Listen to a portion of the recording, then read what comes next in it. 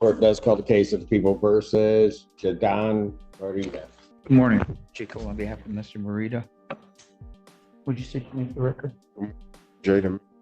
Judge, today's time and date, we had this matter up before. My client's originally charged with assault and battery.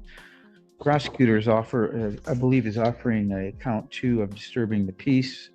My client would like to plead to that, but he's asking if the court would consider a sentence agreement. He's been in jail since this time, which happened on March 20th of 2024.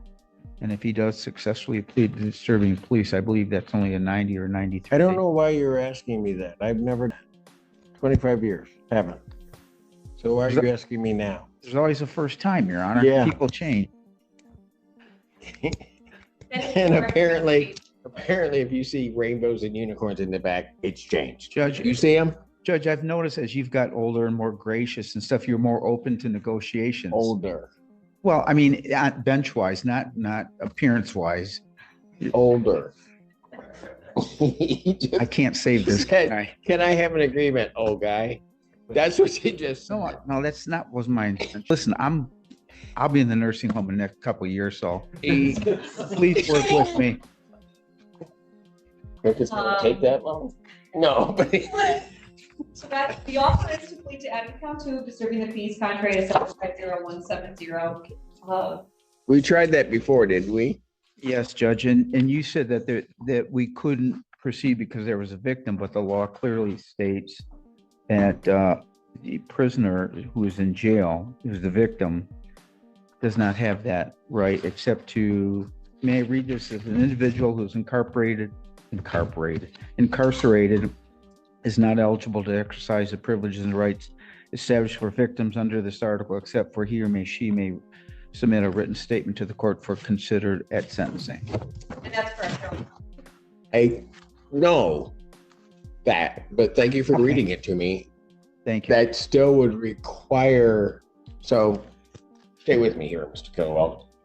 If I were to do immediate sentencing, I haven't given that person an opportunity to exercise their right that they do have.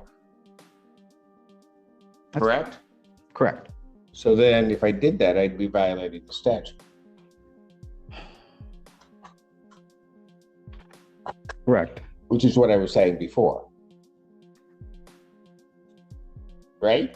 Correct. And so now you want me to do what I said I wouldn't do before now. I should retract that. No, I don't want you. Well, Judge, we'd like to enter the plea today, and whatever the court deems necessary for sentencing, we'll go along with it. You still want to plead, young man? I'll leave it to your discretion. Do you want to, they're offering you disturbing the peace. Do you want to plead to that? I'll plead to disturbance. You'll plead to that? You understand that I'm going to have to set it out a period of time. I don't know if anybody will respond to any communication or anything, but I have to set it out so that they can at least try to get in touch with the court prior to issuing a sentence on this. You understand that? Yes. Would I still be able to bond out before? Yeah.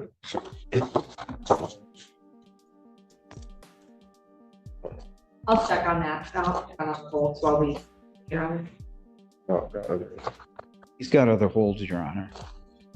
Yeah. So I don't know that I can answer that anyway, but I'm talking about on this specific case, will I have a bond that where I could bond out? it's bond on this case. What do you have?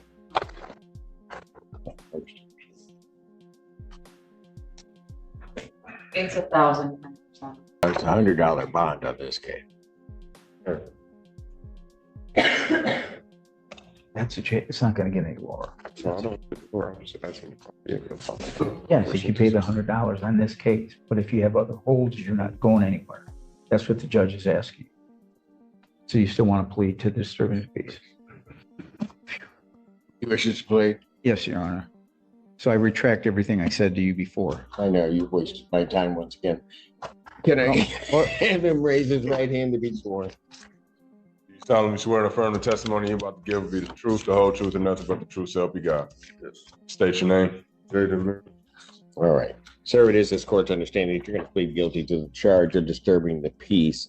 That is a misdemeanor punishable by up to 90 days in jail, $500 fine plus court costs. You understand that? All right. Still wish to plead? And to that charge, how do you plead? Now, you understand that by pleading guilty, you'll not have a trial of any kind.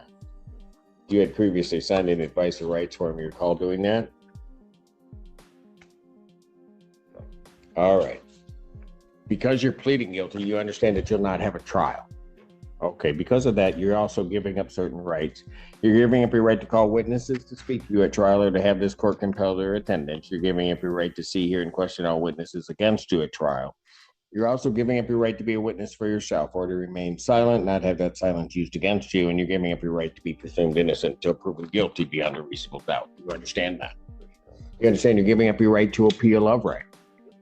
Are you on probation or parole? Which one? Probation. All right. Were you on probation at the time of this offense? All right. You were? I was in at the time of this offense. I was already in jail for a probation violation. Got you. I think he was pending a hearing on a violation, so he was technically on probation At the at time. the time of this as well. Are you still on that probation? Yes, sir. All right. You understand that your plea in this case could be considered another violation of that probation. Yes, sir. You understand that as such, if it is, that court could sentence you to the maximum allowable under that other charge. Yes, sir. And understanding that, you still wish to plead guilty to this charge? Has anybody promised you anything other than what's been stated here today to get you to plead to this charge of disturbing the peace? No. Has anybody threatened you or coerced you? No. You're doing this voluntarily Yes. of your own free will, right? And also because you believe that you're guilty.